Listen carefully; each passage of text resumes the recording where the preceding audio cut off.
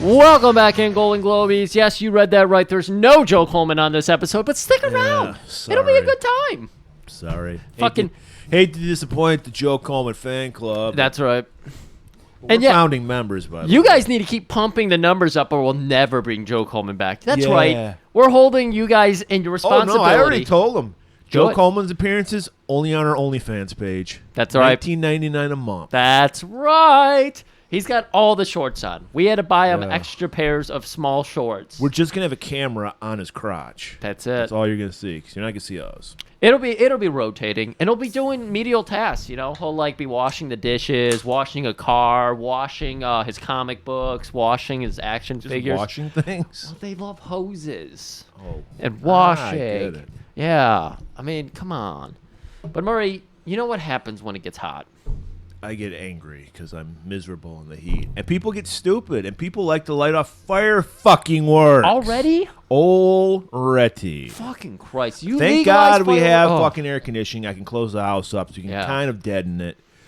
But yeah, it's driving my dog crazy. Yeah, that sucks. That sucks so bad. Dude, I gotta assume Millie goes crazy over fireworks, right? We don't get many firework people around here. Like, because you don't have as much white trash as you. Yeah, exactly. We have. I'm surrounded by You never rich. noticed that trashy garbage people, regardless of color or creed, all love loud noises. Yeah. They all have loud music. They have to have the music blaring. They love loud cars and motorcycles. They love fucking fireworks.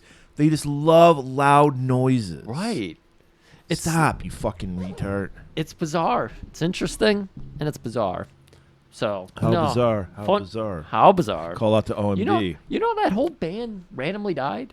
Like, What? Like every member of that band. Even OMD? Yeah. I thought it was only one guy. I didn't know there was a whole band. Yeah, like everybody who was on the original track. How there. bizarre. That is bizarre. That's why it's bizarre. Because they were all like under 30 and they are under 40, let's say. It was to be like safe. when the Ramones died within a couple years of each other, or the classic lineup of Motorhead died within a couple years of each other. Why don't we have a band called the Dead Ramones?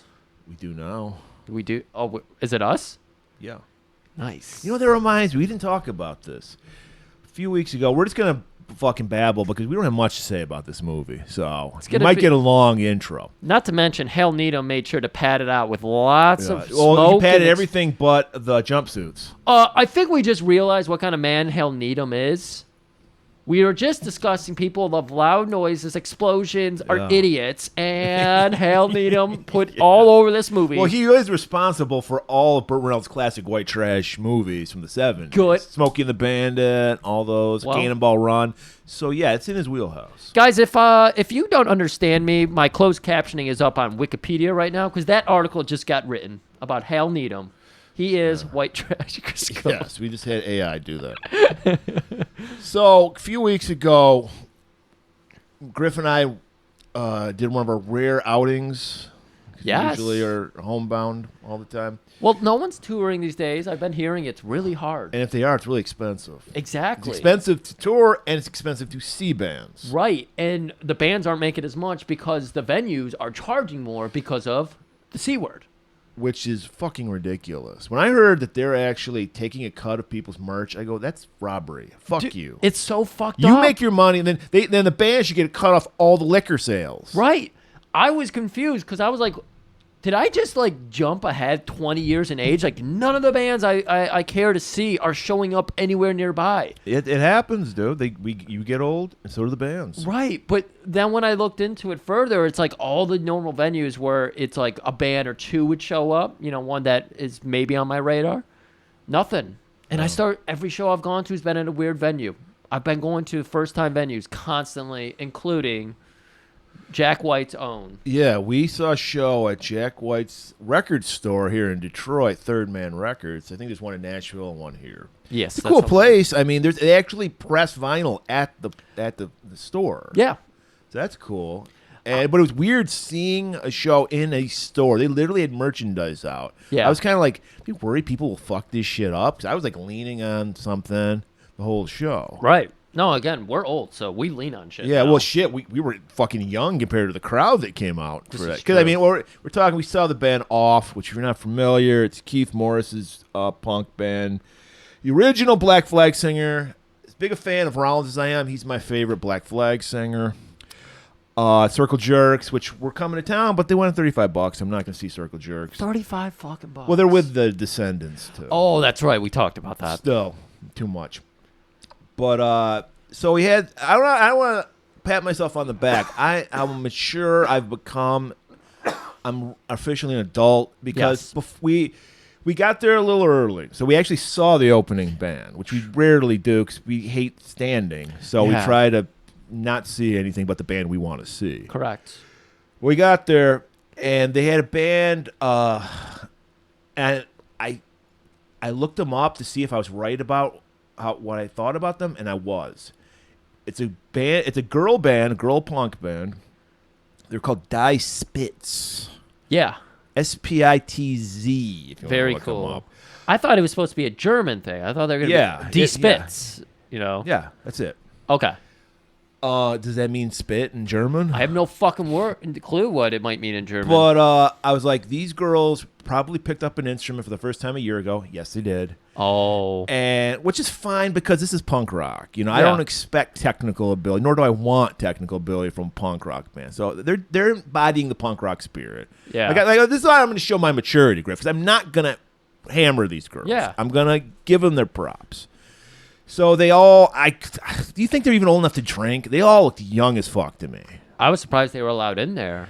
Yeah. Because you hear that with some of the bands who started early. Like, we had to wait outside, go on stage, perform, and then they kicked us back out because they could get in trouble if we were in there. I think they were like, I thought they were illegally drinking because they were drinking on stage. But whatever, it's punk rock, it's rock and roll. We'll let it slide. It's punk rock and roll. So the four girls, and so one of them, I can tell the one that was the most clothed. You know, her, the guitar player. Yeah. I guarantee you, she's the one who was serious about her musical career. She's the one who writes all the songs because she was the least sexualized of the ones. Because she had a bad fucking mullety Carol Brady shag haircut. Oversized green T-shirt, oversized. So I bet she's the serious. The other girls, it's like, hey, it'd be fun to have a band. Like, that's their thing, which is cool. Whatever. You made the most astute point about them because we both were just like, man, we want to sit we just want to be like, hey, good job on this. Right, because you could tell. I felt bad for, I could tell how nervous they were. This is probably the first time they've ever, I guarantee you this is the first time they've ever been on tour. For sure. I'm sure they played, but they only played in their hometown or whatever. But, so they were trying, I applaud that they were trying to do something. Yeah. I like that. I don't like fucking, fuck Kurt Cobain and his I hate rock star shit. I want more rock star shit.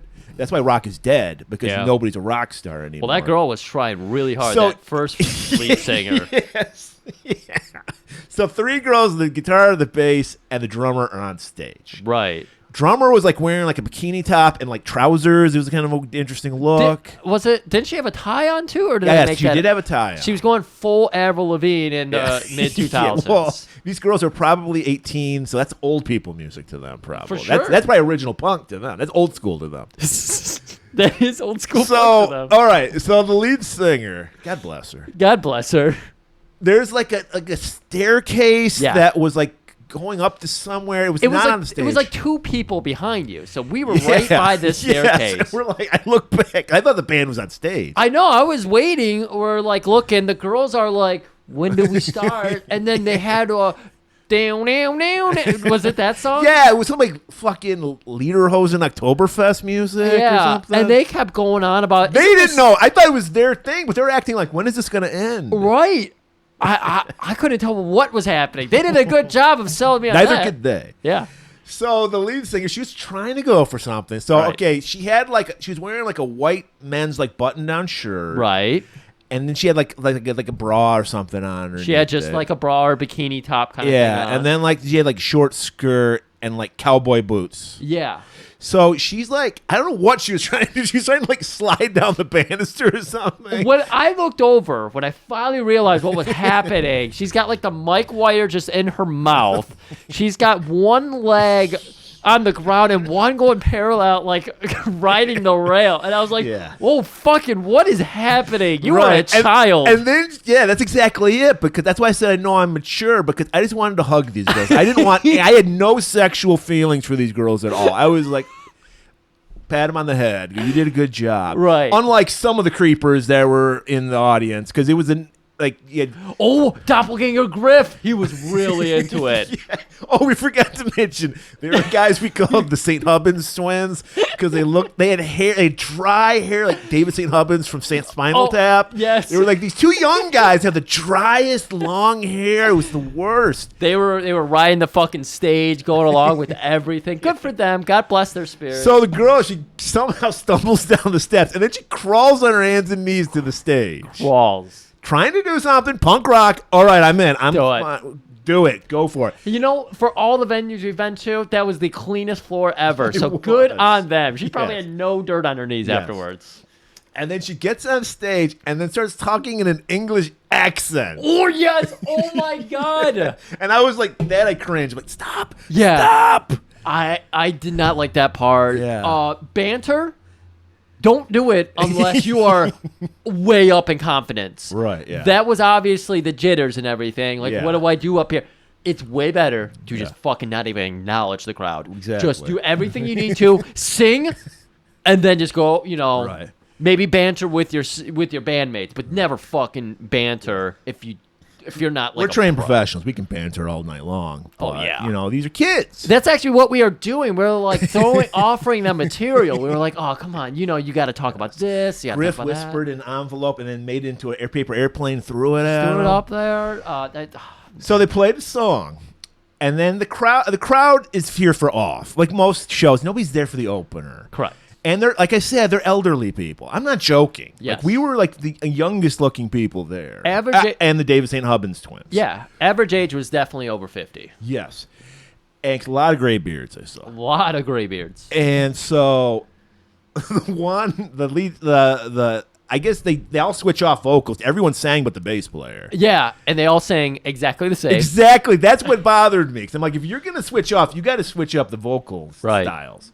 And look, I'm not going to go out of my way to listen to them. It was totally fine, generic punk rock. There was nothing offensive about it, but there was nothing memorable either. For girls who probably picked up a guitar 2-3 years ago, fine, great. I've been to shows where I'm just like, man, this band needs to stop now. And that was not one of them. Yeah. The only thing was the banter. You just wanted to say, work on your songwriting and then work on your stage moves. It seemed like Right. they had it reversed. Like they Right. were more concerned about their stage moves, how they're like going to be jumping around and doing things. Right, getting into the crowd. I hate when a band asks the audience to do a pit for That's them. what I was going to get to because she Yes. said it in such a meek, like, it would be nice if somebody could start a pit, like, please, you old farts. Yeah. She had to throw an old fart. And she's right. We are all old farts. That's why nobody was moshing. But, when you got to ask for that's a classic. Jeff Bush, please clap. But that's a classic obnoxious tough guy hardcore band Yep. thing to do. Where's the fucking pit? Right. You don't fucking scared of the pit. Go in the back. Now, would you rather have the meek fucking English accent? Yeah, or do no, you I don't. want I don't hardcore? know. I don't like. That's why I never got into. I consider it new school, but it's fucking over 30 years old now. Hardcore. I don't like. If you're wearing, I like fucking leather jackets and combat boots. I don't like fucking basketball jerseys, cargo shorts, and baseball caps. That's the punk I don't like. And that's that kind of energy, that jock bro, kick you in the face. Hey, if you don't want to get hit, stay out of the fucking pit. Oh, yeah. So, they did the meekly, and they did it. Some people did, all right, we'll do a circle pit for you They for a while. got a little pit going there for a minute. And then they finish, and it was, nice. And then Off comes on, and people like Keith Morris, 7 years old at least. Yeah. With his balding dreadlocks. Oh, boy.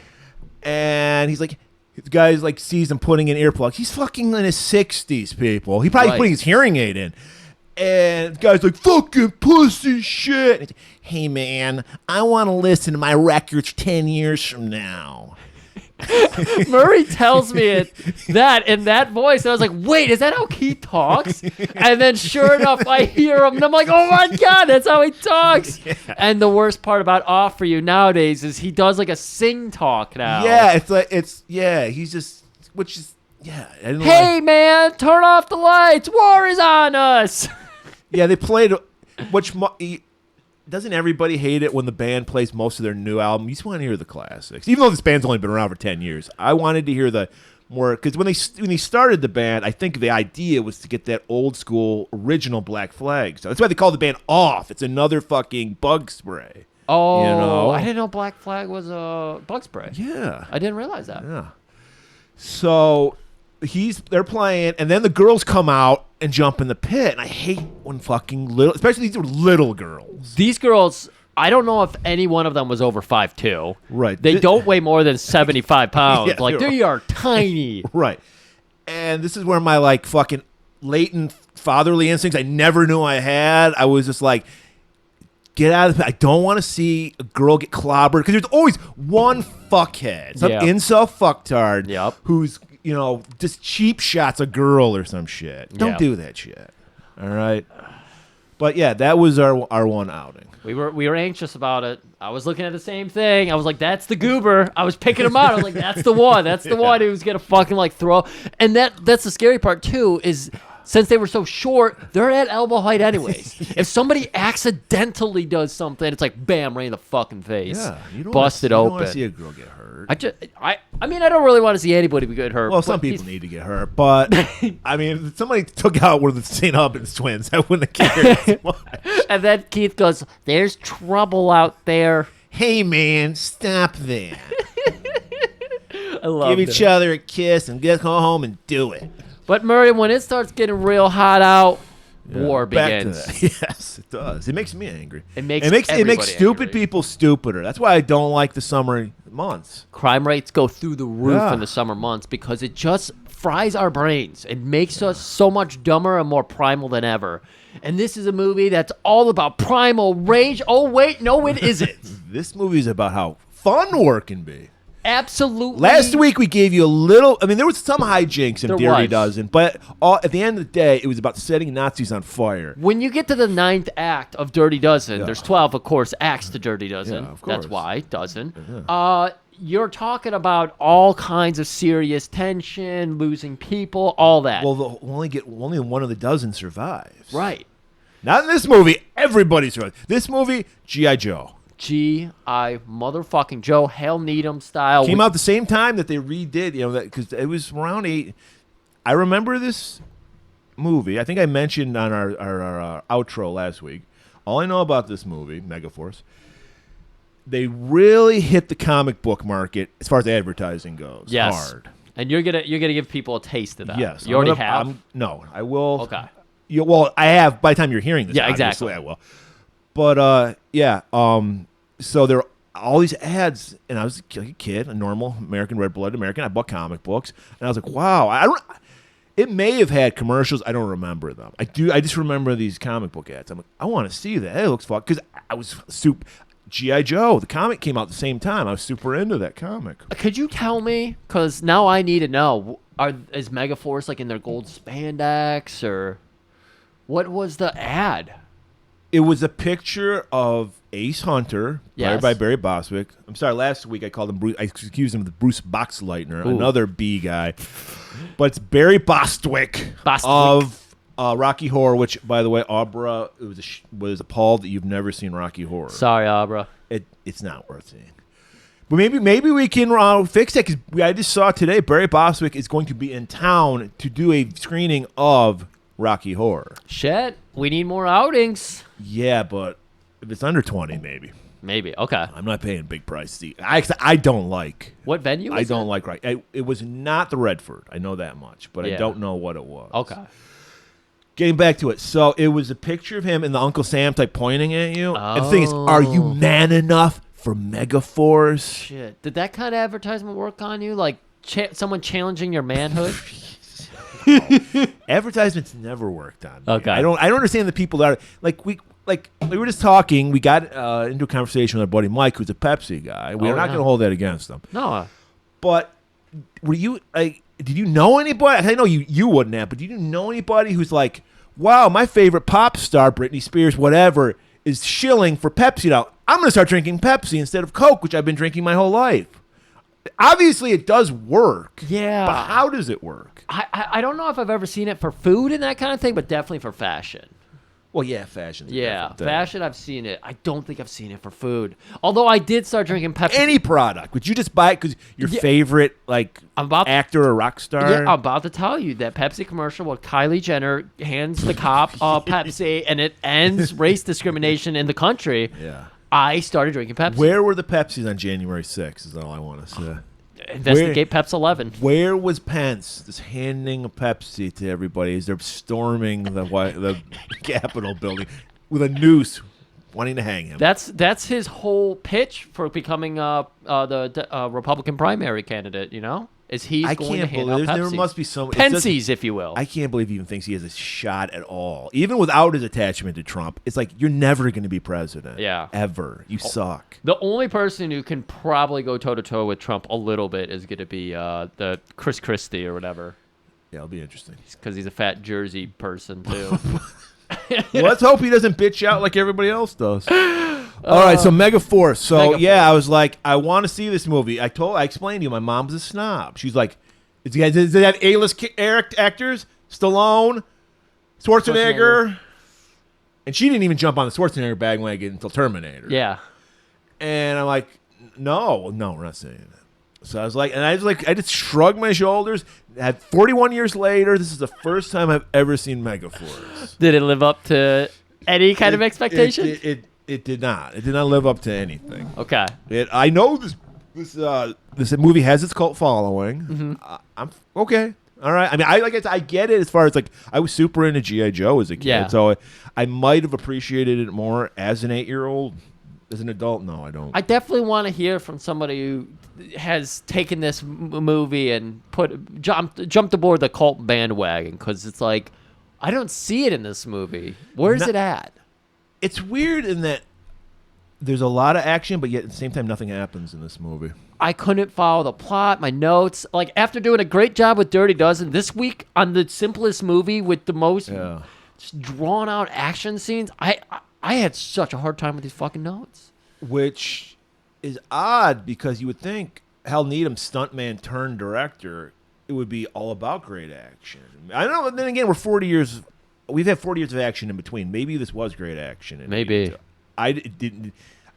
Stunts. Road Warrior came out the same year, and that action was way better. Way better. There's a lot of stunts in this movie. Yeah. There's a lot of fireworks in this movie. A lot of explosions. A lot of smoke bombs. So, I mean, it probably spoke to an audience. Yeah, because it took, it's going to shock you people, it took 4 people to write the script, including Hal Needham. Yeah. He probably was just like, I want a parachute scene here, I want this here, and yeah. Much like they probably do nowadays when they have some fucking suit who's like, all right, we need 5 CGI scenes, write a movie around these 5 scenes. Right. Like the fucking Wild Wild West. Yep. The guy just wanted a fucking giant tarantula robot, and he's like, write a movie around that. It was pretty cool. And you get to see Selma Hayek's top butt. It could have been a stand-in. Who knows? No, Salma would never do that to us. She's like 57 or something. She looks amazing still. I don't know what's going on with her, but I like it. She's been using a lot of our products. I can tell you that much. She keeps the skin very supple. Did we actually say that? That sounds horrible. Yeah. Supple. I didn't say suckle. I know. I said I would like to suckle on Salmas. But we have a convoluted plot. Yet not. Yet the stupidest plot. So we run into that every once in a while. It's true, but we're gonna need our juices, Murray. So I feel like after 9 hours of intro, I think it's time. Okay, I was gonna go on. Now I gotta say one thing, because we did it last week where we thought we were done with the background, and then we started again. So let me just say that what I saw in the opening, this was a Golden Harvest Shaw Brothers movie. I was like, it makes perfect sense, the tone, because it's just a children's movie. Yes. Nobody gets hurt. Everyone's having fun, even though it's war is hell. Yep. War is hell, yeah, in this movie. Oh, war is give me a hell yeah. Thousands and thousands of explosions go off in this movie. No one is harmed. A fucking man is lasered, and that's the one death we get, but it's Bugs Bunny style, where we see them there, we hear the laser, and then there's a puff of smoke, and they're not there. Do we see the laser? I thought we just saw the bazooka, and then it disappeared. We heard a laser sound effect. Pew! Hal Needham actually did that sound. Yeah, the sound effects were interesting. All the bikes just had a plane taking off noise. Oh yeah, you're right. That was their one sound effect. But, Very. I mean, Zara is in Warriors of the Wasteland or whichever this one. probably it was. movie inspired that. Probably. Same- No, it was fuck. It was not Warriors of the Wasteland. That's a great movie. It's yeah. got Fred Williamson. Yeah, we covered it. The Ginty movie. Yes. Donald Pleasance. Talking motorcycle. Was it that one? Or am I getting that? It was Okay. talking. It was the But the way they constructed the motorcycles in this reminded me just of all those other movies. You see the fucking control panel on these things? It's like It's like a motorcycle in this giant fucking control panel, and then the bikes do nothing. Okay, I think I see why it is a cult classic now. It's the devil's in the details. All right, so I just wanted to point that back. I don't think I have any more background information because there's not much to this. I scanned the IMDb. It was 4 things. I can say one thing. Geez. Because you will notice everyone wears a gold jumpsuit that's totally not flattering to the body at all. It shows off all the Hank Hill flat butts in this. Oh, my God. According to IMDb, which we know is always right, the toy company Mattel designed the costumes That's for insanity. this. That's so crazy. So there you have it. All right, let's get to this. Are you going to give everybody a taste of that flat ass? I will. Tomorrow. Well, tomorrow meaning 3 days ago, Sunday or Saturday. No, Saturday. Today, as we're recording, Okay. you will get a little of the Ace Man's patootie. Jesus Christ. So, all right, let's get to this. Megaforce be with you for this trailer for Megaforce. From the director who brought you Smokey and the Bandit, Hooper, Cannonball Run, comes the ultimate spectacle. Megaforce, an elite compact fighting unit armed with the most sophisticated weapons ever seen on a movie screen. The mission, to preserve freedom and justice and battle the forces of evil. The good guys always win, even in the 80s. Megaforce. Despite official denials by leaders of the free world, sources now confirm the existence of Megaforce, a phantom army of super-elite fighting men whose weapons are the most powerful science can devise. Their mission, to preserve freedom and justice, battling the forces of tyranny and evil in every corner of the globe.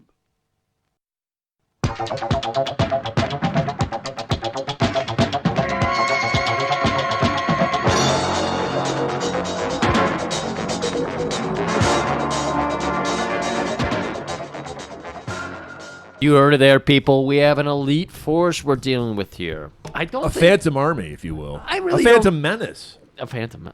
I really don't think they rank up to. Well, they have no ranks, as we learned. Yeah. There's only one rank, Commander, Commander. and that is Ace Hunter. But I really don't think they rank up to the Spartan Squad. Oh, Spartan Squad would eat them alive. Like, I mean, Bennett alone could kill. He's like, you do Brock Sampson on him. He would kill all my of God, them. naked. He would just be covered in blood like Brock Sampson, staring off into space. no member of the Spartan Squad would be able to like knock a guy out and put on their gold suit because their glutes would be just fucking. Glutes. How about the fucking hogs, man? They would Jesus they would Christ. tear the fucking crotch out of those fucking jumps. They look like hammer pants where they put them. They would stretch them out. Like, hey, Air Ace, you can have it back, and this is all stretched out in the crotch area. So Murray has pointed out that we have filmed this movie in Intravision, Which, according to the IMDb, is just green screen. Just green screen. That's what Intravision is. Now, we get some lousy early 80s green screen, which is par for the course of the Shaw Brothers. Yeah. Oh man. I want to know, how did the great Hal Needham and the Shaw Brothers cross paths to make this movie? That is really, yeah. You know, they did, like, I think they did the making of, like, Flash Gordon movie. I want the making of Megaforce. I want to know. I think that would be way more interesting than this movie. Well, we're gonna have we're just gonna hire everybody to go with us to see that Rocky Horror, and we're gonna get a Q&A, and all we're gonna do is ask them about Yeah, we're going to Megaforce. put plants everywhere. Yeah. And all they're going to do is ask Mega. Like, Barry Boswick's like, why does everyone just want to know about Megaforce? So I liked the intro. It was weird. It was it was like filmed in a negative style. Like Yes. the pictures look like it was just footage from the fucking movie of them riding their bikes. Yeah, and it had yeah. a cool kind of music. I liked it. I feel like Jack White was inspired by it with a lot of the red, white, and black, and just weirdness to it all. So, Griffin, I'll admit we were confused right off the bat. Oh my god! Because we're thinking we're with the good guys. We're with Megaforce. Right. No, we're with the bad guys. The great Henry Silva. Okay, it's dark. This first scene. Yeah. He's got a beard going on, but he's also got a helmet, and he's in a tank. He's just like, I was very, because if we're going full G.I. Joe with Megaforce, because Megaforce looks like a comic book type organization, I want that from the villains too. Yeah. And Henry Silva's just wearing, he looks like a regular soldier. He's wearing fatigues. A beard is the only thing that makes him stand out at all. You didn't even recognize it was Henry Silva. I fucking did not recognize. I didn't know if these were characters I was supposed to know. I was looking through IMDb, like, what are these characters? What do I write? And then there's some underling reading from a book of propaganda. Like, we're here to save you and bring freedom to your country. The same book that George W. Bush did in Iraq. That's right. And as it's being read, we're scanning over and we're seeing dudes like there's some kind of security, and then there's like doctors or scientists in their lab coats. And then as we're still hearing the reading, we're seeing this giant factory lab or something. I thought it was like an oil refinery. I didn't know what it was. Oil refinery It was a makes great little Godzilla model, though. I'll it give him was, that. yeah. And Guerrera, Henry Silva's character, which I'm sure is supposed to remind you of Che Guevara, because that's his. He's just a mercenary. He's not running this country, the country of Gamibia. Gamibia. And they're going to war with Zardoon. Sardoon, I should say. And so I'm assuming it's somewhere in Africa. This movie was filmed in Nevada, by the way. But I'm assuming this is supposed to be like Northern Africa or something. Because there are no black people, even though they have these kind of African-sounding names. Right. And he just goes, proceed, like he did in Bronx Warriors. And they just start blowing up this refinery. And the guy's like, I got to read the fucking propaganda first. They're not going to know what, much like Griff and I watching it, they're not going to know what we're doing here. No fucking clue. Again, I didn't know these were supposed to be the bad guys. I was like, okay, those look like they're supposed to be innocent people. I don't fucking know, though. And then we just cut to the next morning. We're done blowing shit up. Guerrera is somewhere in Gamibia. Just driving down the old tank. Like, there's no vehicles in this part of Namibia. Gamibia. There's no vehicle. It's just tanks. It's just military group driving It's just around. the desert. Yeah. And he's getting bitched out by the guy because, like, I thought this guy was supposed to be the guy, like, maybe running Gamibia who hired him. He's just an underling. Maybe like the dick power is so strong with Henry Silva that he is the leader, but he still takes orders from Guerrera. I don't know. I mean, they never explained their relationship at all. Never. He kind of comes off like the guy. Remember Saddam Hussein had, who's like, everything is fine. Like when we were like blowing the shit out of Iraq, he's like, we're winning, everything's fine, don't worry about it. Head of propaganda or something like yeah. So now we cut to our good guys in Sardoon, led by General Byrne White, played by the guy who played Devin, Michael Knight's boss on Knight Rider. And he is asking permission to return fire because the war is it's bubbling. It hasn't happened yet. Right. By the way, we're like, if you're confused, so are we, because you would figure blowing up a lab or a refinery, whatever that would be a declaration of war. Exactly. Apparently not. No. Apparently we have Fox News back in these times too, because they're spinning in. They're like, oh no, actually that's not an act of war. That's okay. We're even seeing Byrne's, forces, because they're out on like their weird. Are we supposed to assume, because Byrne is like a uptight British white guy, are we supposed to assume he's like a mercenary? I guess so. Why is he leading this country? I can't figure. See, where they chose to use color and drab military uniforms and everything is very disappointing, because we know in G.I. Joe, it's like you clearly have evil guys and you clearly have good guys. And they red laser, blue laser. Yeah, and they follow a color scheme and everything, so you can tell them apart. And like in the previous scene, we just saw some tanks. That's what I was bitching about, because Megaforce is complete cartoon. Everything else is real world. Right. And so it's like we have Burns' forces being shot by Guerrero's forces. And I was like, what the fuck is happening? The same 10 tanks are shooting at each other. Are they? I didn't think they were fighting. I thought what it was is the next day, Byrne gets word of that building being blown up, and he wants to return fire. It could have been that. I can't fucking tell these scenes apart because they're like shot so far away. We don't know any of these characters. We don't know what's going on here. But I just know that Byrne is trying to get... He wants permission to attack. Yeah. Basically, the story, simple yet confusing. This is where we meet Zara, which... Is she running Sardon? Apparently. Sardoon? Yeah, she's high up in this military. I don't remember her name. We were just talking about that Ginty movie. She plays the female lead in that Ginty movie that we covered. I don't remember the name of the movie. No clue. Something Tomorrow, I think. She's most famous for playing the bald chick in Star Trek: The Motion Picture. That's what I most remember her from. Sadly, not with us anymore. Had a heart attack from cocaine. But she is like, no. We will not attack. Because she has a plan, apparently. Right. A mega plan, if you will. If I will. So, yeah, she, I guess, apparently is communicating with Megaforce. Correct. And now they're setting up a meet. So they drive out in the desert, just her and General Byrne White. They have to take a plane. Yes. They get dropped off in the middle of nowhere, and then a 3-hour car drive further into the middle of nowhere. Right. And they just get left on a Where rock. is it? Is this in Gamibia? Is this in Sardoon? Was this in... Where the fuck is Megaforce's HQ? Hell need them. Give us a fucking map. We need them to tell us. How many times are we going to do that today? We need a map. We need help understanding. Every place is desert. Every place is desert. Every place looks the same. Every tank looks the same. I don't know who's good, who's bad. I have no clue what's going on. All I know is Zara is a very beautiful woman. And she's man-spreading all over this rock. Did you notice that? I did not notice She's got a fucking dress on. My cat is disappointed by that. He's like, he sees the stress coming off me. He's trying to console me. Down. Yeah. But she is fucking spreading. But by the way, if anyone, I did let everybody know about the status of Barnyard. Oh, good. He's, as usual, in his usual place, sleeping on top of my little cooler that I keep my pops in. He just like Murray was saying, we were stressing out for a second there.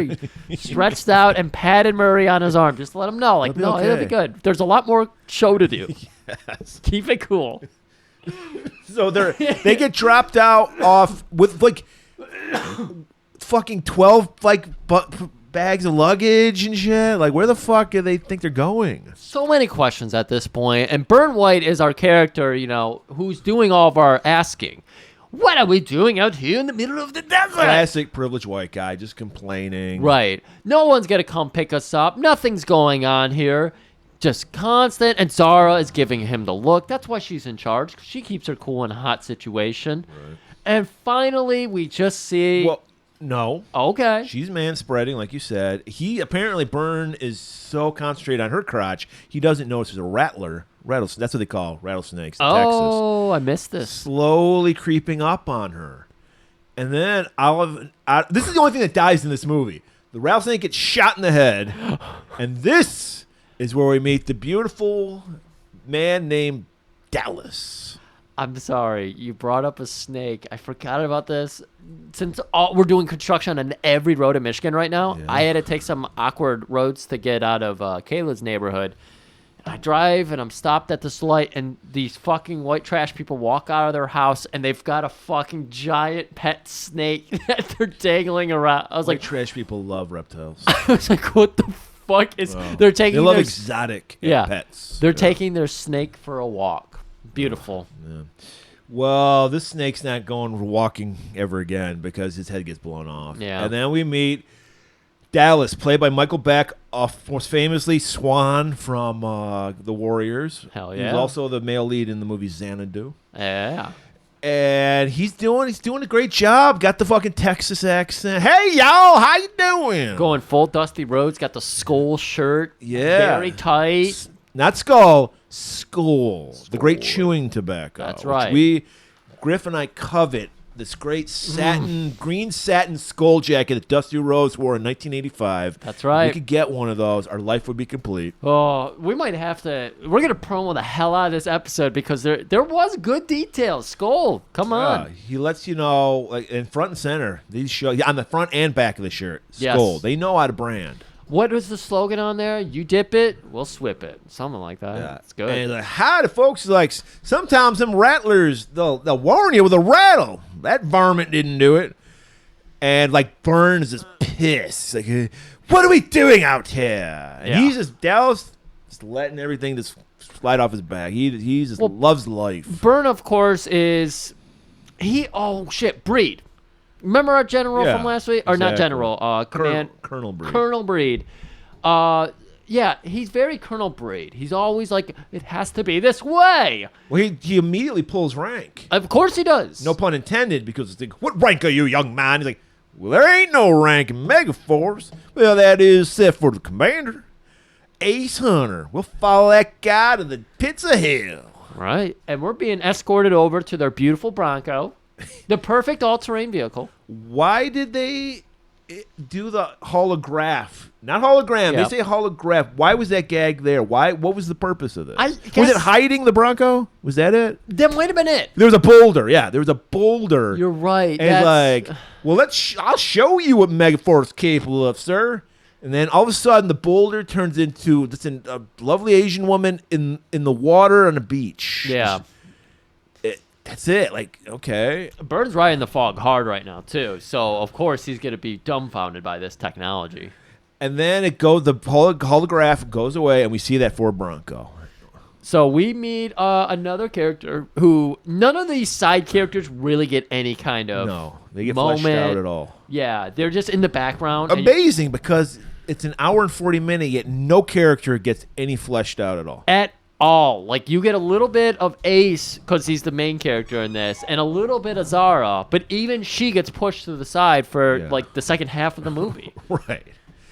And so, we meet Zachary Taylor, who is a black guy, and immediately Byrne just looks down on him because he's got his Walkman on. He's like, "Oh, are you listening to that jungle music your people are so fond of?"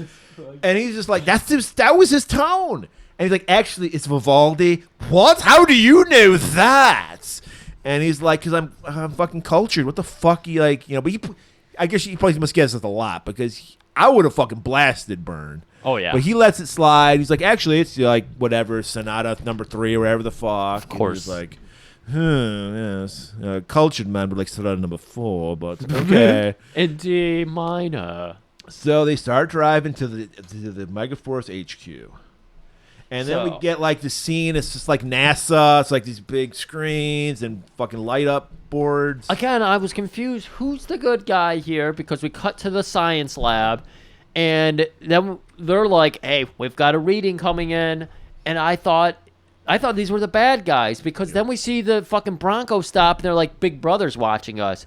So I was like, oh, there is like a tyrannical right out of the fucking Well, opening thing. They explain that they are Big Brother, basically. I don't know if we should like Megaforce. I know. They are listening. They we talk about how our phones are listening to us.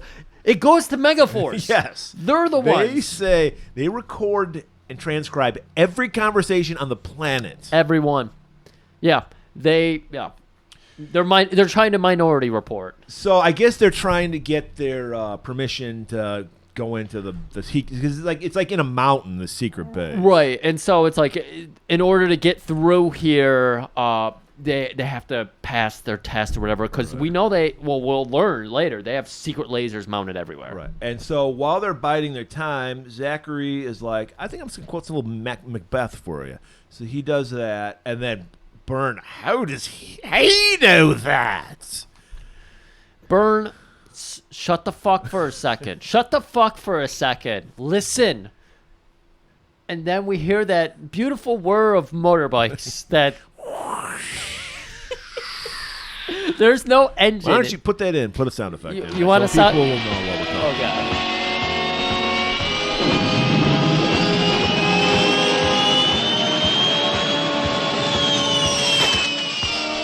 And we see 3 beautiful bikes three beautiful bikers coming down this little, like, I don't know what you call it, ravine. I don't know what. I don't know. And we get our first action scene where we see balloons fly up in the air, and then if you want to, if you want a visualization of what the Mach 4s, that's what their bikes are called. Okay. It's Chuck Norris's Delta Force bike. Yes. It's got the 100%. fucking rockets on it. It's got a machine gun on it. It's got an obnoxious like paneling in the front there with like some gold, silver, and black. I think were the color schemes.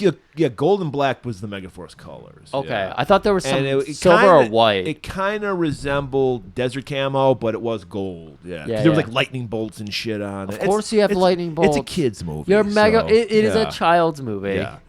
But yeah, you got all these balloons flying in the air. It looks like something out of a Flaming Lips music video because it's so colorful. They're blowing it up. It's a gender reveal as well. You got the pink and the blue falling down. Yes, Ace is having a girl.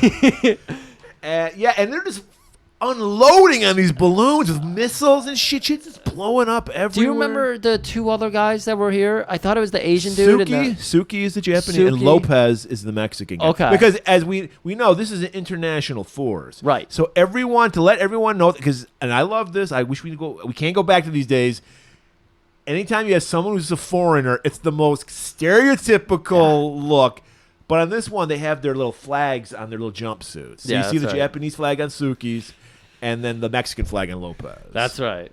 So they do a great job of shooting down all the balloons. They pop their wheelies to, of course, get the aim right and all that. Right.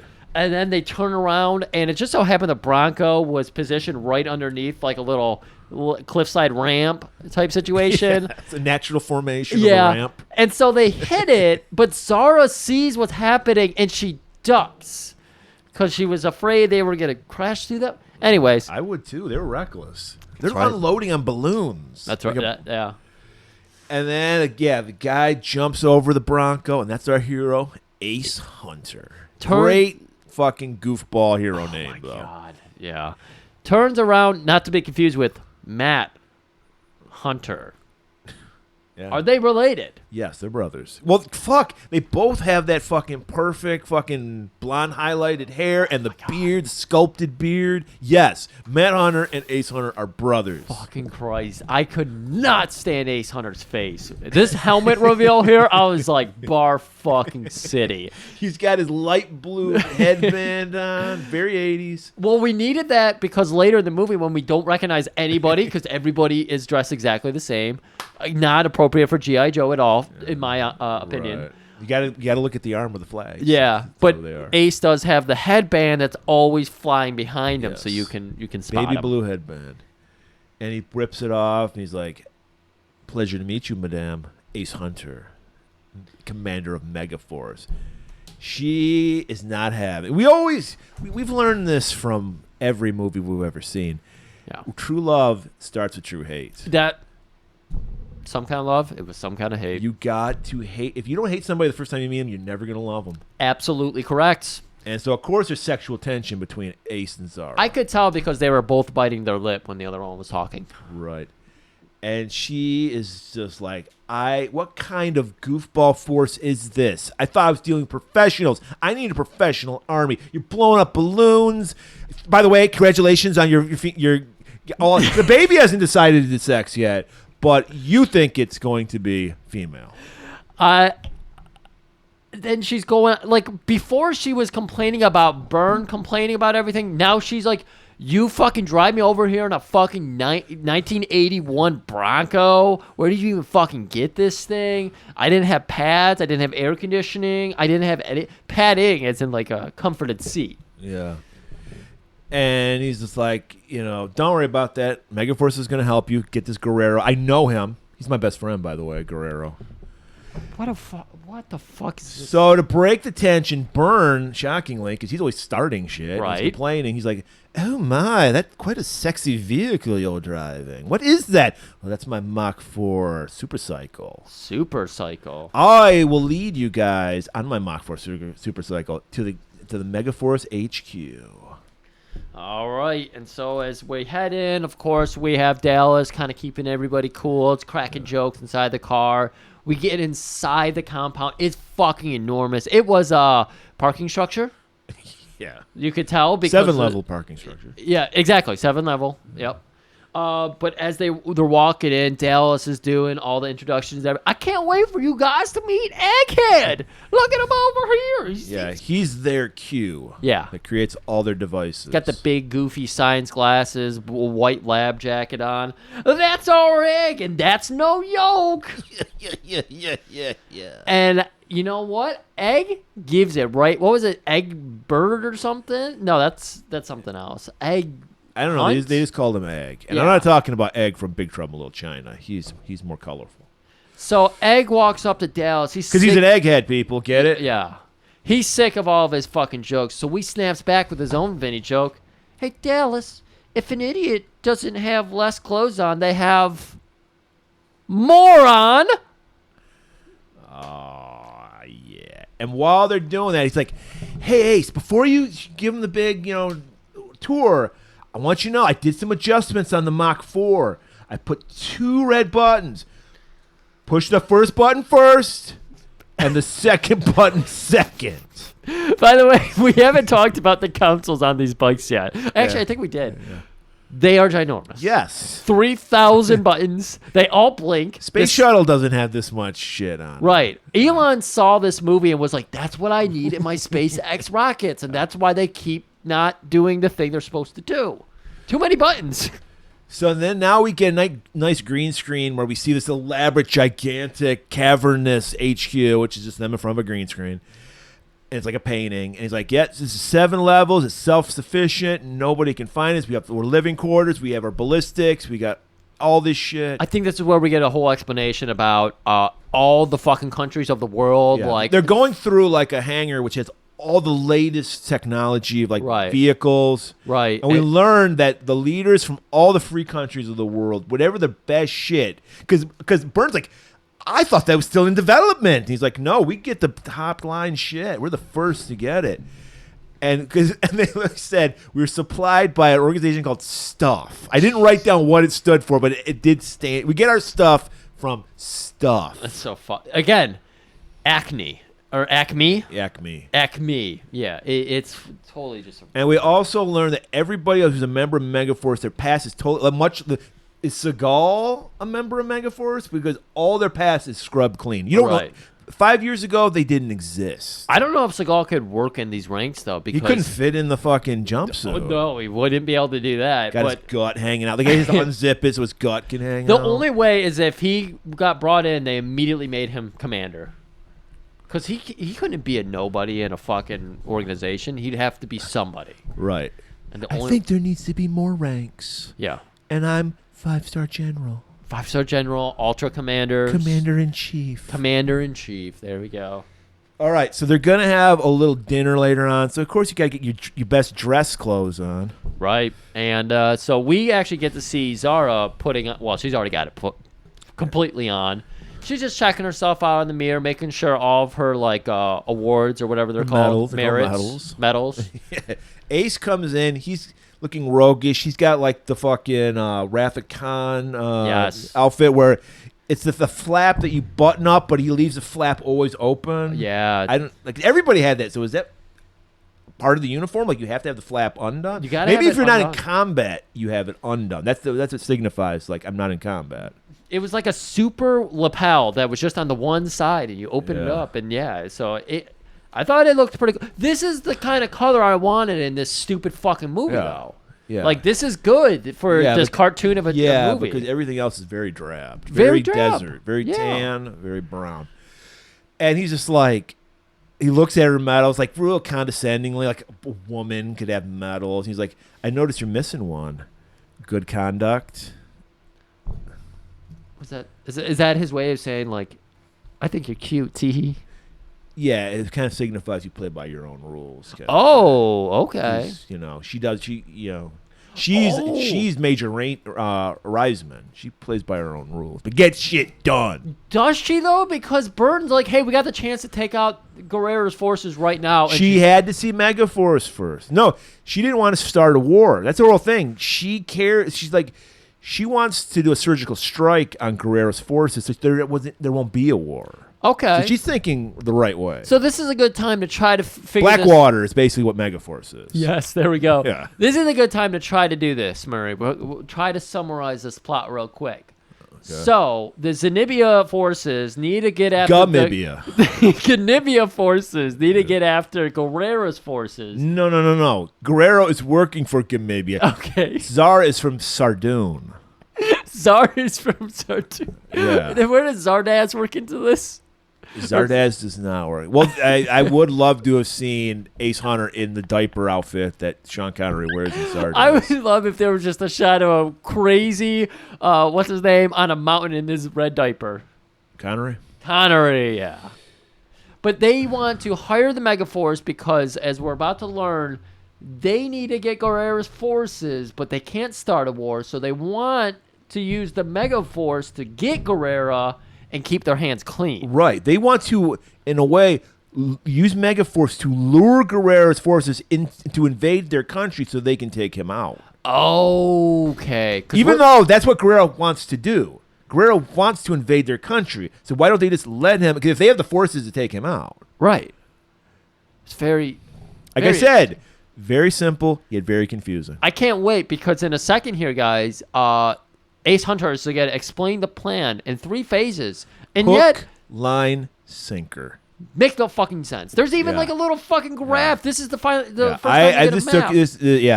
This was the hardest part of the notes. I had to figure this out for you because you didn't know what was going on. I have no fucking clue what was going on. I will explain.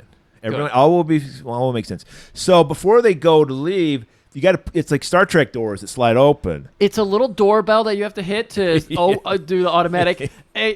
God, this scene is so awkward because they both reach for it, and her hand doesn't just touch it and reject it and pull back into her body. She she waterfalls over his fingertips. In a Shaw Brothers movie, that's a 10 on the Sweetson scale. That's how chaste they are. Okay, that's like fucking basically. Because I don't know Shaw at all, so okay. There's never any fucking in martial arts, like Asian martial arts movies. True, Nobody but I haven't fucks. seen enough Shaw movies. Except for the movie we're going to talk about next week, but we're getting ahead of ourselves. You gotta wait for that.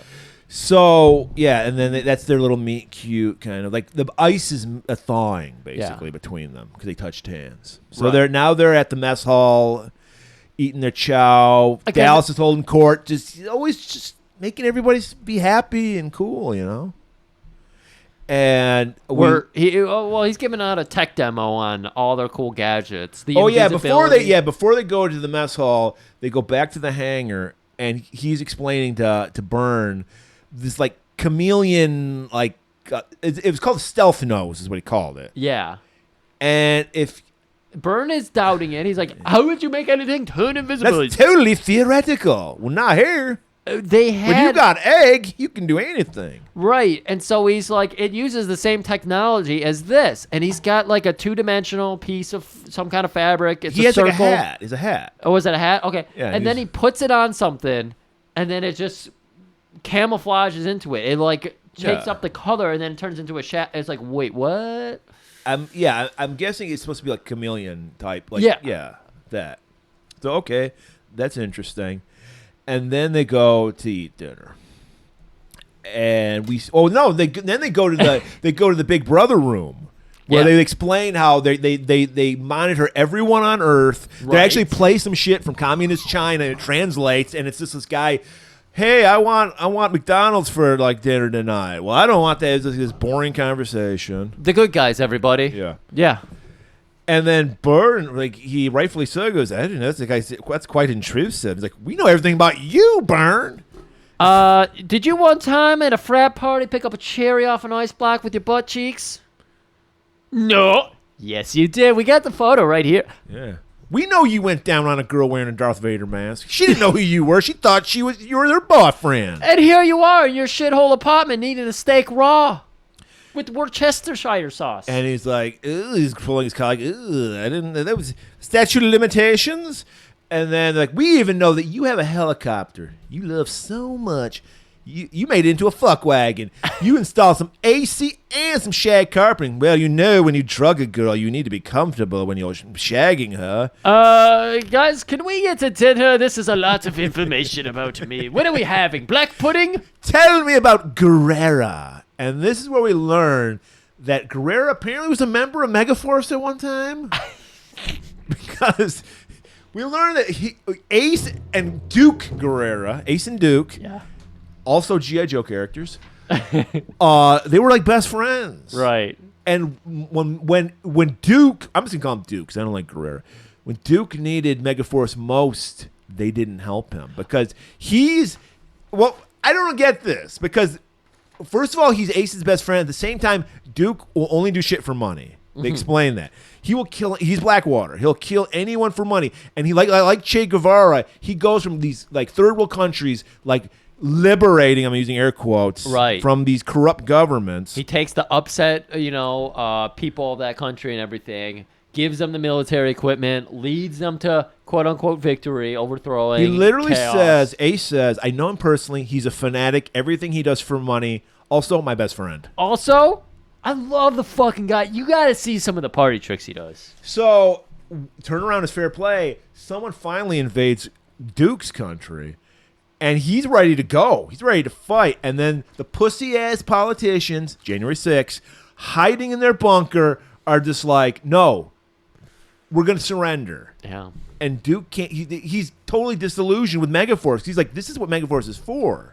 Donald Trump was trying to say it. All Mike Pence had to do is deliver a Pensy, and he would have been president again.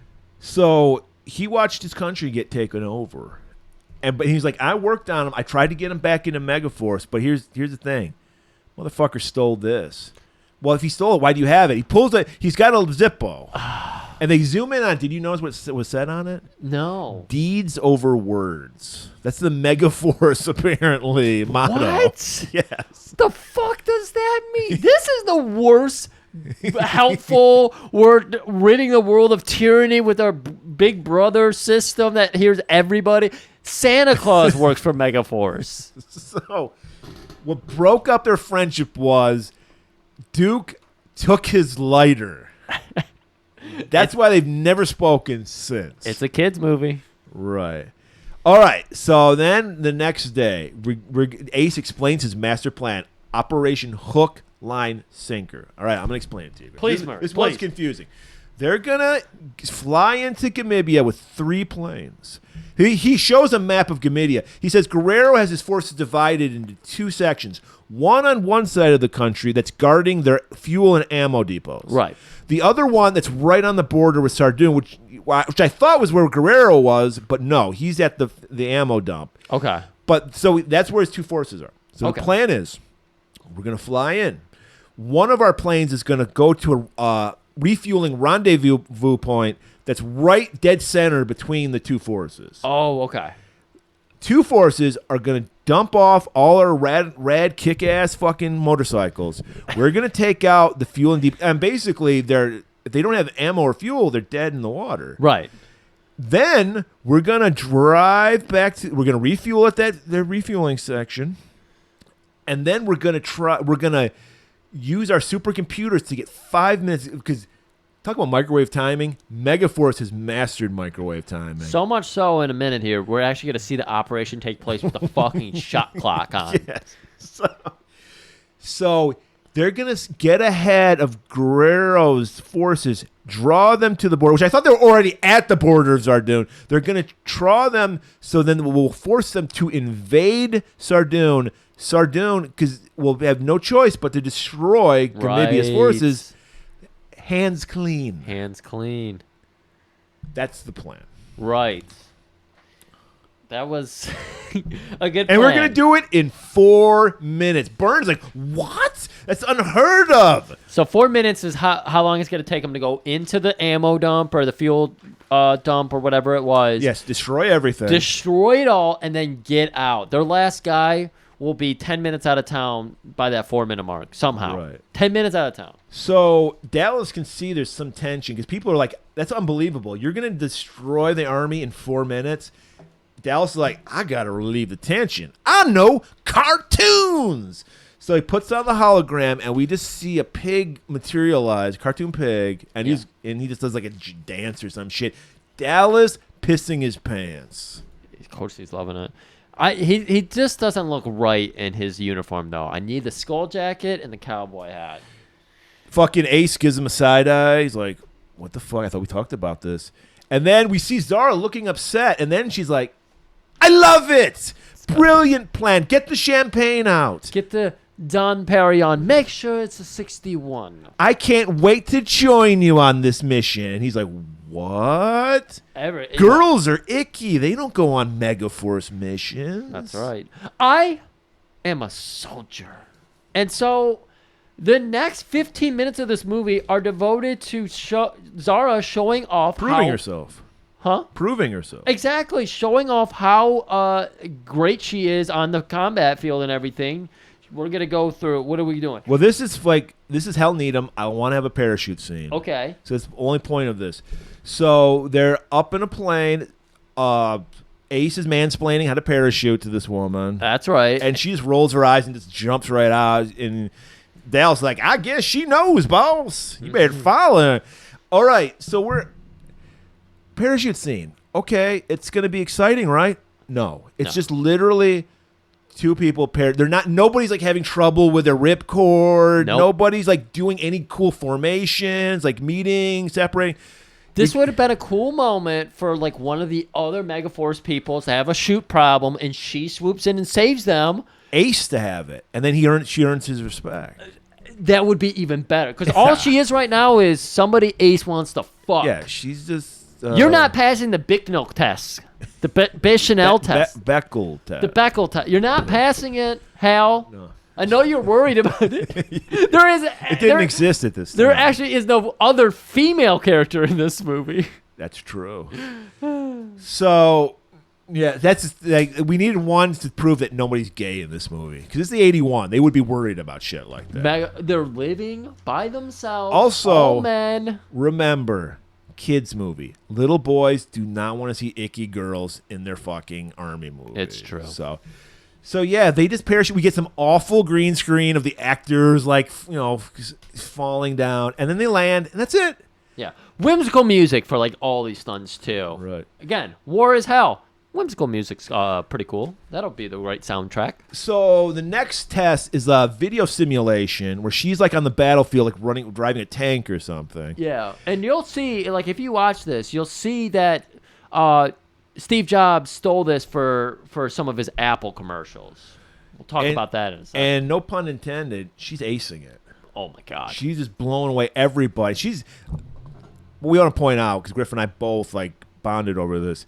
Looks great. She's wearing like this sexy black jumpsuit. She looks like a 70s porn star because she has that like scarf. I don't know why 70s porn stars wore scarves, but she has like a little red scarf around her neck. She's got the little hair done, makeup. It's pulled back real tight. Yeah. You got the bright red makeup on and everything, and she gets out of there and she stands up, and then it's like they're in front of like a red background, and then they're like in silhouette. Yeah. Straight out of the fucking Apple commercials. They stole it from this movie. Introvision, man. It was fucking good. Ace can't. He's got a game. Has to recognize game. He's like, you are amazing. Too bad you have a vagina, because I can't have a girl. Megaforce is a finely tuned machine. Right. I can't have an interloper, an outsider, fuck up the chemistry. And much like this is why Spartan Squad doesn't allow women. That's right. Because it will. It will. When people get that stang, they smell the fog. When that fog billows, everybody, so I kind of understand where Ace is coming I from. think when she stood up in that outfit, he was like, the fucking fog. Well, you saw in his this little room. boner in that fucking jumpsuit. I mean, yeah. You can't hide anything in those jumpsuits. No, you cannot. And so he's like, I'm sorry, babe, but yeah, no, you're out. And then she's like, I understand. She's pissed. But she's like, okay. So, all right. We're getting ready for the hook part of Operation Hook, Line, and Sinker. They're loading up our cargo planes. Egg brings up the fucking, remember, push the first button first and the second button second. All right. Complicated. Zara comes off to see him off. Of course she does. And again, they're having this cute, little flirtation thing here. And he's like, I really don't want this to end here. After we're done just fucking taking care of this shit, blowing up, no casualties, just everything's going to be blown up. Why don't we meet at that cool bar? Bar I know in London. It's called the Lion's Head. She's like, I've heard of it. And then they do this. If you see you type in Megaforce GIF, this is the first thing that pops up. Yes. Damn, I thought we came up with that when we started the podcast, because that's how Murray and me greet each other. Yeah. Murray walks in the door, kisses his thumb, and I do the same. Gives Griff a thumbs up. Right. That's how we get in the spirit to do this. Right, and that's how they get in the spirit, because he does it, and then she does it back, and we're like, these kids love each other. They're meant for each other. Like a very childish way of like incredibly childish. Shaw Brothers people. So they're Dallas. He's a stickler for like going over the plane. He is the fucking Major Reisman. He's like, no, he's even got the rhymes like Reisman had, like step one. Yeah. Oh yeah. Try not to come. And then so because fucking Ace is totally in her fog. Yes. He just has like fucking cartoon like hearts coming out of his eyes and shit. Dallas knows him all too well because he knows every fucking curve on his body. He's seen him. You can't help. I know it because of these form-fitting things. He's helped him in that suit probably a couple times. So Dallas, I did like this scene because this is basically a conversation between me and Griff. Dallas goes like, this would be Griff talking. A smart man once told me something. I'm like, what? Well, you love them in blue and you love them in red. Most of all, you love them in blue. I hate that. Whoever fucking said that isn't very fucking smart. That would be me. I'd be like, Griff, what the fuck are you talking? And we've had these conversations where I'm like, Griff, 100%. What the fuck are you talking about? 100%. And then Dallas comes back, what? That smart man told me that quote. That was you, Ace. And then Ace, which I would do, I go, oh, that's pretty deep, yeah. Oh, I fucking get it. Yeah. So these guys are about to do a nighttime jump, which we learned from the Dirty Dozen. Hardest fucking thing to do. Right. Well, it killed poor Jimenez. Yeah, exactly. Thankfully, there's no trees in the desert. Thankfully. Just the Joshua trees, but... So this is the only character development, this one scene we get of the other guys. We got Sookie, who's working a Rubik's Cube with his life dependent on it. Right. And he can't. He's like, I've been working 2 months on this. Haven't even got two sides to match. Zachary, listening to the latest Vivaldi jam on his Walkman. He's like, throw it to me. Yeah. 2 turns. Fucking perfect. Then we have like a couple guys just tossing a knife to each other, and it's sticking like behind them, right? It's whizzing right by their ear. They're playing catch with a knife, but it's sticking next to each other. Yeah, and it's like an inch away from their head. We meet Anton, who's the French guy, and we know he's French because he's just talking about pussy. He's just like, I just can't wait to get laid. I didn't even catch that. Yeah. It was too thick, that accent. He's like, my girlfriend CJ, I cannot wait. And so basically, like I said, playing into every stereotype. Of course, the French guy just wants to fuck. What's this about Alka-Seltzer? Fucking Rip is getting ready for fucking like the jump, and he just takes some Alka-Seltzer. Well, Dallas brings it to him. I guess this is a ritual the Rip has. His tummy gets a little like upset, so Dallas just plops some Alka-Seltzer, gives it plop plop, fizz fizz, and then just like Ace just chugs some Alka-Seltzer. These guys are having the time. Have you ever had Alka-Seltzer? No. I remember because Alka-Seltzer, the plop plop fizz fizz commercial was huge when I was like 4 or 5. So I was bugged I didn't know what it was for. I was like, Mom, I have to fucking see this. My mom's like, no, I'm not wasting my. I finally just wore it down. So she got it. She's like, you better drink it. And then I just wanted to see it. Like that's how fucking amazing, starved for anything we were back then. Like, oh my God, these are fizzing. Yes.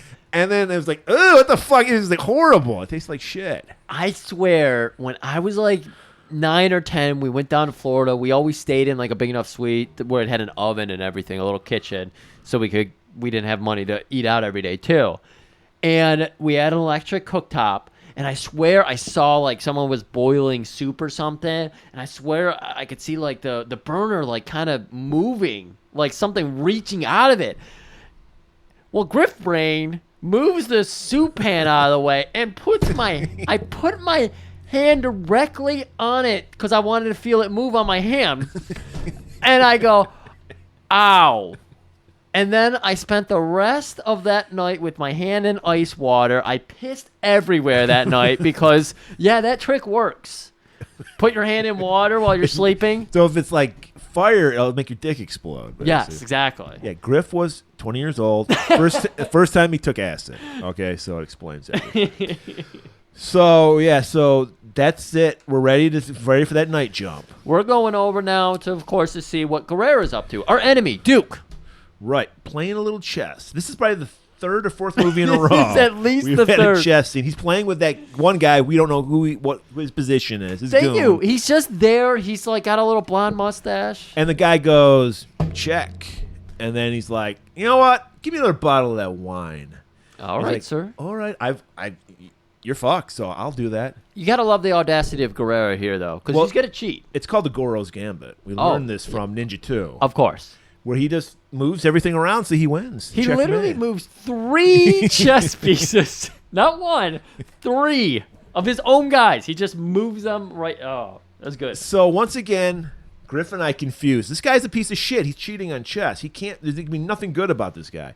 Or maybe we're wrong. Right. Because his personality changes from scene to scene.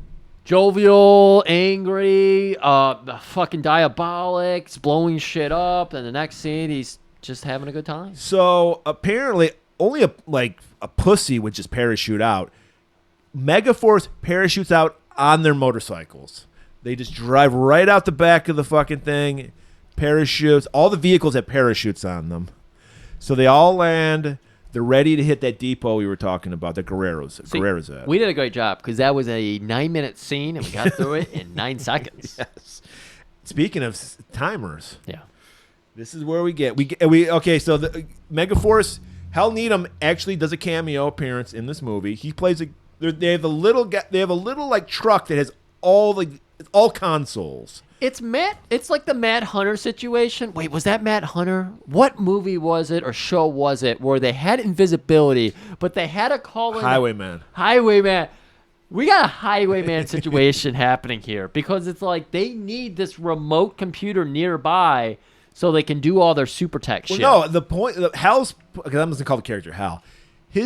Because remember, war is fun. He's just cutting highlight reels for these guys. Oh, he even mentions that. He's the production guy. Yeah. Oh my God, of course he is. So he's got monitors watching everybody, and he's just like, that's a kick-ass move. I mean, he cuts it for the guy. Everyone's got their own personalized highlight reel. Since they've got everybody mic'd, they're listening to Guerrera's forces like screaming in agony and everything, and so you have like dun dun dun dun dun dun over the sound of people like being burned alive. No, nobody dies. In this I movie. know I want to make it bigger than only it a is. rattlesnake died. And so like they literally, we see at the bottom right hand corner of the screen 4 minutes. They're not fucking around. They're gonna do this in 4 minutes. Yeah, or your fucking pizza's free. that's right. And the Megaforce just comes into town. It's literally like an old West town, one street. Yep. That they just go up and down, blowing shit up. Just blowing it. Oh man, it looks like hell. It's just smokestacks everywhere. It was crazy. They're doing jumps and dropping grenades on people. Yeah, that's a move that they actually give us here, and we see it pay off later too. Like we get to see that a lot. Guess what, people? 3, 2, 1. Mission completed. They destroyed the building, and they're doing it with a smile on their face. So they started this mission early in the morning Yeah. when people least expect it. And by the time they're getting, because they're doing like the pop-up rendezvous point and everything, it's going to be like, 9, 8 a.m. or something. Sun's up. 600 hours. 0600, 6 a.m.? Yeah. Sun up They at do 6 a.m.? more they destroy more things before 6 a.m. than most people do in a year. That's right. So yeah, they're ready to take off for their rendezvous point. So Hal, he's like, all right, man, I burned them on the CDs. I can't wait to show these to you. While that's going on, some of Guerrera's forces are sneaking up on him with a bazooka. That's right. And he spots them. He's got cameras everywhere. Right. And so he calls into Ace, hey, you got any friends that were trying to drop in on me today? No friends. Alrighty. hits a couple buttons. Unless you're counting Guerrera. He's my best friend. That's right. But He and hits my a- worst enemy. He hits a couple buttons, and this is where we get the laser sound effect. We There's see peop- like a radar thing on the top spin toward these guys. Yeah. Don't get the effect. I guess the budget was too low. Right. We just see the guys get disintegrated. Right, because you see them, then you see the radar dish, then you go back down to the people, they're gone and replaced with a puff of smoke. And you heard a laser sound effect. All right. Liner, apparently, phase 2. Guerrera, livid. He sends out his fucking goon that he cheated on the chess game and another guy on a motorcycle with a sidecar. Follow those guys. I fucking hate this. That guy needs a name. Number 2, anything. Why? No one. Guerrera's the only guy with a name. Eggstrom back at HQ, monitoring everything, loving what's going on. Plan is going according. I love it when a plan comes together. Now we head out to the resupply thing, where we see our. Is this a relative of a character we know and love? We meet another Native American. I know he's Native American. He had beautiful jewelry on. Absolute. He had a cool. tomahawk dangling earring, which Turquoise. reminds me of somebody. Oh, yeah. Character by the name of Six Killer. Because, of course, we're a multiculturalist. We got to have a Native American. That's right. And he's bitching with Lopez. He's like, man, I wish I was out there not killing people but blowing shit up and having fun. Well, hey, somebody's got to do the resupply. You'll get the next job. That's right. We rotate. You get to be a murderer next week. And so they're waiting in. They're like, are they on time? Are they a minute behind? What's going on here? When are they going to show up? They're on microwave time. They're perfect. Exactly. So now we cut to Byrne over in Zardun on the border. He's got his army waiting because they're going to lure Guevara's army into Zardun. Yeah, exactly. And he gets a phone call. He's like, yes. Oh, that's upsetting. Okay. And then we don't know what's going on. Him and Zara jump into a chopper and fly off. Right. All right. Megaforce finally arrives at the refuel point. Fucking Crazy Horse. Was that Six Killer's first name was Crazy Horse? Apparently, it was somebody's fucking name. I heard someone yell Crazy Horse, so I was like, that's a name? I'm putting it in the notes. I think that is racist yet funny name that Dallas gives to Six Killer. He That calls might him be. Crazy Horse because he's Native American, Yes. obviously. And like he's sure enough, like you said, this is a movie of stereotypes. So Six Killer's like, ain't getting any scalps. And he's like, we don't kill anybody. We just have fun. All right. Meanwhile, Guevara's goon has finally arrived. He's like watching this refuel happening. So we talk about all these great technology advancements that Megaforce has. He's been literally dragging a cup on a string along with him, and then he talks into the cup. Hey, boss, I got him here. They got the refueling, but Dallas notices them out there. Of course he does. Well, he's yelling into the cup. So he gets on his cup to Ekstrom. Hey there, you got that little holograph set up? Sure do. So once again, we see that same, I don't know. It's the fucking pretty Asian woman in the fucking ocean. And somehow that, I guess, maybe goon number 2 hasn't been laid in so long. That holographic fog is blowing his way. Right, because he's already told Guerrera. His eye, he's got the binoculars up, and you see his eyeballs shoot out the ends of the binocular. Awooga. And he's like, Guerrero's like, what's going on? Nothing, boss. I don't see anything. I know I just told you there's a refueling station here, but I was wrong. There's nothing here. Not even a boner. Not even a boner. Because he's embarrassed because he has a boner. All right, and so that's when you start to hear it. A chopper. And we're like, that's got to be Byrne and Zara. They left in a chopper. No. This is where it gets really confusing for me. Chopper lands. Ace runs up to it. Who steps out? Guerrera. Duke Guerrero. This is where we hear Duke for the first time. I'm like, and fucking Ace is ecstatic to me. He like greets him, like hugs him. He does the thumb kiss. Right? So I'm like confused here. I'm like, is this supposed to be like a good guy twin of Guevara? Right. Because this is a dumb movie. They would do something like that. Right. No, this is fucking evil, cheats on chess Guevara. Right. And he's happy to see Ace too. They hug. kiss each other on the cheeks. When he calls him Duke, I was like, oh, this is gonna be like some kind of confused thing. He renamed himself Guerrera and something like that. No, that's not at all what's happening here. And he's so Guerrera pulls out a cigar, and Ace whips out his Zippo, lights it for him, and that brings back the PTSD of the time Duke. So he's like, remember this? You stole my Zippo. And then Duke goes, or did you forget to ask for it back? Beef squashed. That's it. That's all they do. It was just a misunderstanding. All you have to do is start the conversation. A lot of our problems are by not communicating. Right. Burn and Zara land after this. And Burn is like, you got Duke. Holy shit, you got Guerrera. And that's when it comes together. Like, oh no, this is the motherfucker. This is not some kind of weird ruse. And you're like, okay, movie over? What is happening here? We have 20 minutes to go. So Byrne relays the news he got on the phone earlier to Ace. Let me tell you, good boy. Let me pull you aside here. Let me talk to you discreetly.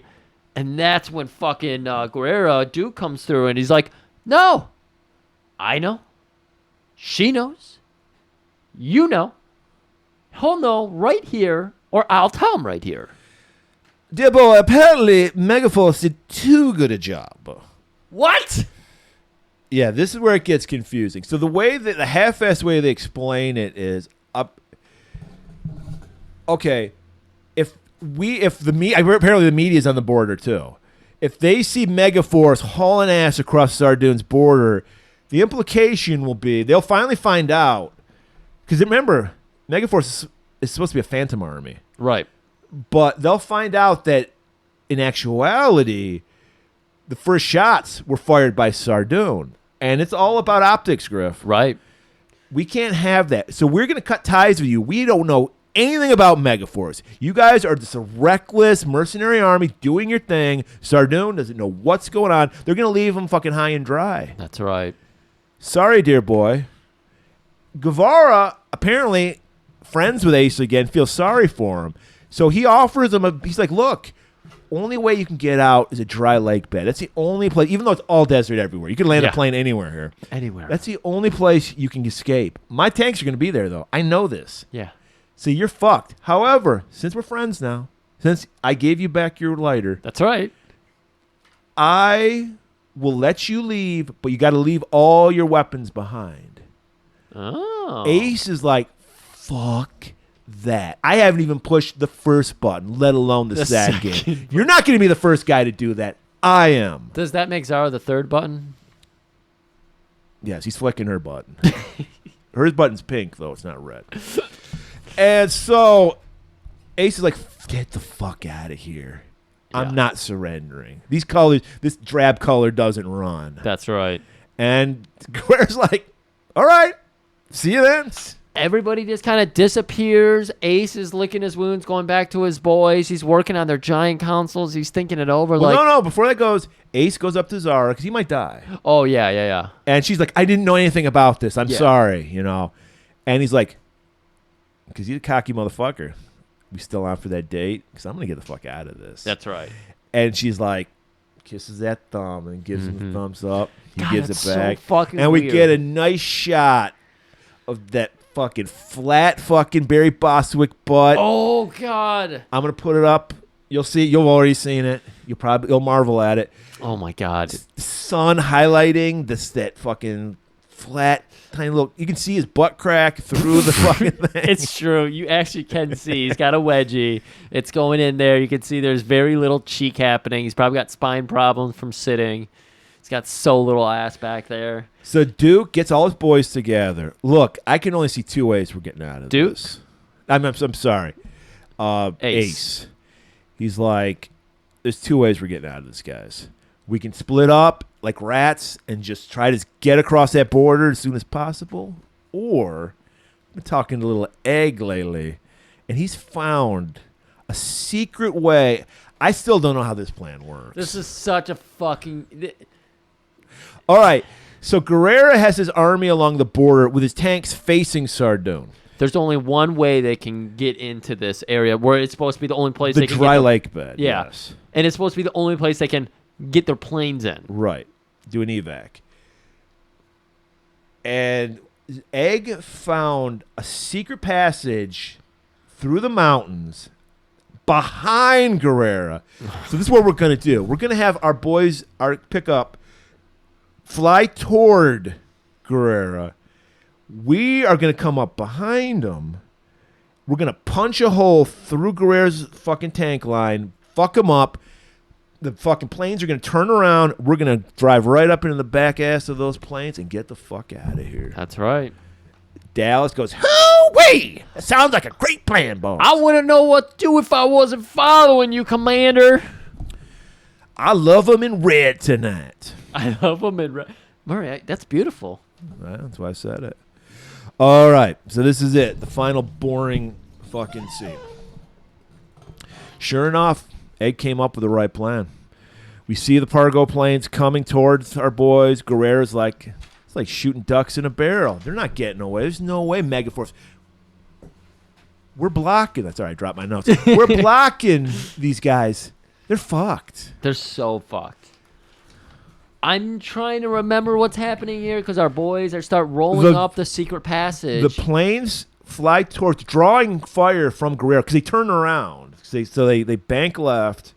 Okay. Because they have to, because remember, they have to go the opposite way because that's how they escape. Weren't the ground forces using some of that holograph technology or something too? No, there was no hologram. Because there was something happening where it was like the mountain, the contrast in the mountain is like split. And I was like, are they doing something to hide? Yeah, you're right. They were hiding Megaforce. Megaforce was like behind. They got through the Secret passage, and they're behind Guerrera, but they don't want Guerrera to see them before they strike. Right. So the hologram is making it look like Okay. mountains. Yeah. Because I was like, somebody's behind a hologram. Yeah. There's Megaforce. there's some kind of misdirection happening. That was it. Okay. So they're waiting for their moment because they want the planes to turn. Yeah. Draw all the attention to the planes. One of the planes gets hit. So they're like, fuck, we're not going to be able to take any of our weaponry with us. It's just people. Yeah. So, okay. So then this is where they drop the hologram. Right. And then Megaforce just hits that fucking tank line. Right. I mean, the tank swivel. I guess it's kind of slow, but still, it's like they're able to just rotate. But that's the thing. They're slow. They're not fucking like Megaforce, which is just motorcycles and doom buggies. Yeah, that's a good point. So they hit them like a swarm of bees. They're just fucking doing jumps over tanks, dropping grenades, and everyone's having a good time. Lasers are flying. Might as well be the A-Team soundtrack right now. Dun, dun, dun, dun, dun, dun, dun. It's fun. Literally fucking rockets propelling by their faces and shit, and they're all, Yahoo! We got, of course you can tell it's Ace because of his blue bandana. Flying around, he's popping wheelies, he's shooting rockets into the sky for no reason. He's jumping tanks somehow. Is he just doing bunny hops? I think the third button is ramp. It must be. Yeah, he's jumping over tanks, dropping grenades into the little like tops of them, and then Guerrera's like, "Hit that fucking plane," and then they're fucked. Yeah.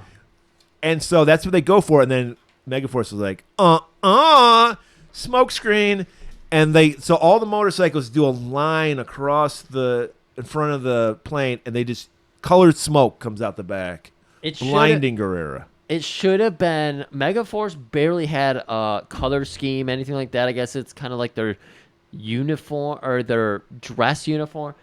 It should have been a color scheme, you know. It should have been their logo in Wasn't the smoke. it like red, white, and blue? I thought it was color. No, it was. There's purple in there. There was like fucking all kind oranges. There's all kinds of colors. Well, yeah, think about that. It looked kind of cool from the overhead shot. So they're blocking because the plane is still on the ground, so it's just rolling on its wheels. So they're blocking out the plane so Guerrero can't home in on them. Everything is going according to plan until somebody hits Ace's motorcycle. You know Ace wanted this. Of course he did. Because it's a cartoon. And it's fun. That's right. So he crashes. So everybody gets on the fucking plane. Dallas is like second in command, even though there is no ranks. That's right. He's like, where the hell is Ace? We can't leave without Ace. And Ace he's got a ace up his sleeve. That's right. Because he goes back. You're thinking like, holy fuck, Ace is fuck. He's going to get captured. No. Right. He literally walks up to Guerrero's tank, knocks on the door. Guerrero pops up. Yes. He's like Oscar the Grouch. He pops up. What do you want? Does he like shove a cigar? I forget what he says to him. He's like, you lost there, buddy. Yeah, he's like, you're fucked, buddy. He's like, what are you talking about? And he's like, good guys always win. Was this where he brought up, because Byrne, after he found out like the whole plan was falling beneath him? No, it wasn't, because he told Byrne, there's one thing I know about war. Yeah. The wind always comes back. No. The wheel always turns. The wheel always turns. What goes around comes around. Yeah, that was his sage advice that he gives. It's at the very. You figured they would do that in the beginning of the movie, like set it up. Yeah. No, at the end he does his fucking line. Right. Wheel in the sky keeps on turning. That's right.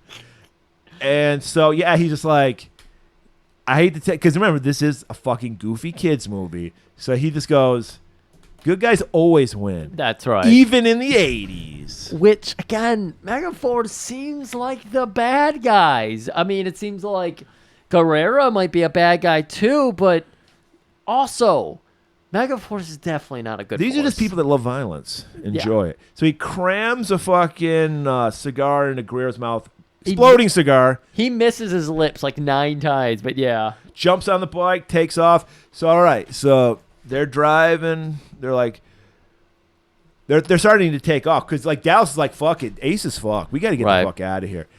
And then he spots Ace driving down there. They've already started to lift the plane off the ground a little bit, and Dallas realizes like, oh shit, we can still get him. Put the landing gears down. We got to go back on the ground so Ace can get on. And they're like, we can't do that. We can't go back down. And then we see those 2 red buttons. Dun, dun, dun, dun. Ace pushes the 1 button. Dun, dun, Flaps like little wings come out the back of the literally little wings come out the back. Pushes he's exactly like Egg told. 2nd button. He pushes 2nd. That's right. Jet propulsion. He's flying. Yes. Some of the worst green screen you've ever seen. We actually see him do like a barrel roll, loop de loop. In order to impress his friends, he does a barrel roll, and Dallas is like, "Oh, boss, Commander, you're so good." This is fucking ridiculous. And thus he just, like a feather, just floats right into the back of that. You do so, get it. like, I mean, I understand we're fucking minimal budget. That's all we get. That's it. We don't get him like shooting a rocket into Guerrero's tank while he's flying. Nope. No. We just get him getting onto a fucking plane. And he perfectly lands it. There's no trajectory. He lands right on the edge. He doesn't harm anybody. Such a great landing. Guerrero gives him a fucking standing I O. love this because you cut down. He had that exploding cigar, so he's got the smut all over his face. It's very funny. And he just can't help but laugh. He's just like, Ace, you did it again, buddy. But I got your lighter. Round them all up, boys. We'll go terrorize some other town. So, while they're coming back to the border of Sardoon, we see fucking Byrne got the media out there. He's trying to cover his ass. That's right. He's just like, I don't even know. Megaforce? What is Megaforce? I've never heard of that. Such a thing only belongs in the cartoons. That's when Megaforce fucking shows. They still have the back open. They're just hanging out the back. They literally are just flying over however low they were, and they're able to make eye contact with people on the ground. And then was it from Ace's bike? Because a rocket flies out of the plane. Yes, he turned the bike around somehow, and he shoots a rocket down. Hits Byrne's fuck chopper. Right. Blows up, because that's what you get, Byrne, for fucking lying about Megaforce. Says it in just a normal indoor talking voice. The wheel in the sky He goes, it's all the wheel.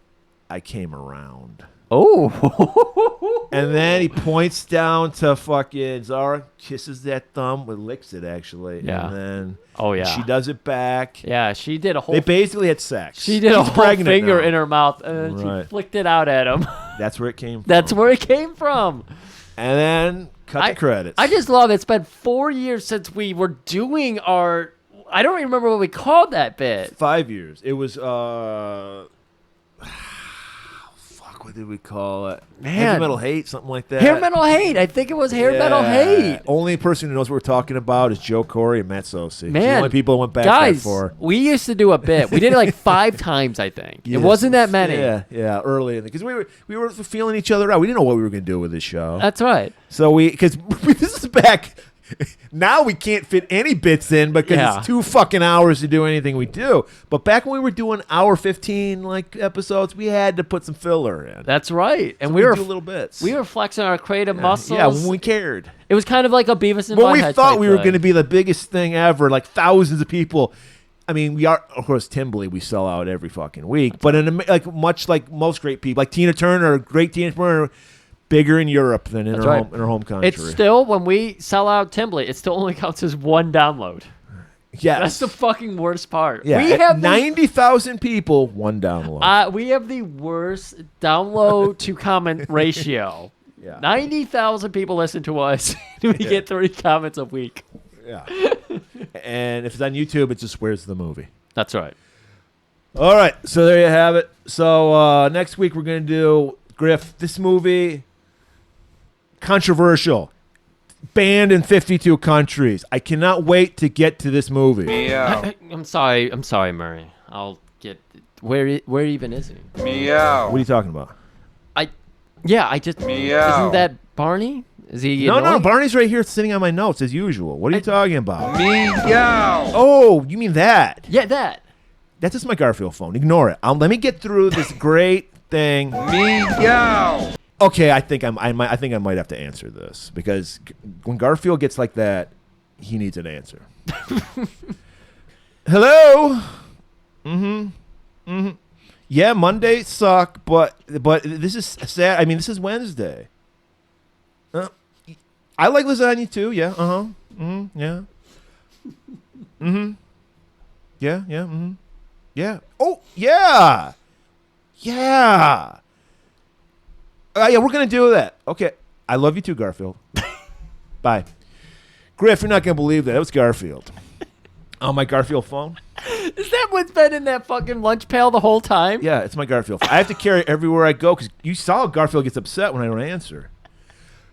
We're going to do a movie that Garfield stars in. Oh, boy. He recommended it because he's narcissistic. He's like, it's all about me. That's right. Because we have to do a short movie next week because Griff has another wedding to go to, and we understand it's exhausting. Is it out of state? It's in Columbus, Ohio. Yeah. Oh, my God. That's almost close to Indiana, which we know nobody wants to go to Indiana. That's right. God bless you, Matt Sosi. God bless you. Only person giving class to that state. That's right. We're going to do Ninja Terminator. So see you next week for that. Megaforce be with you. Keep it warm.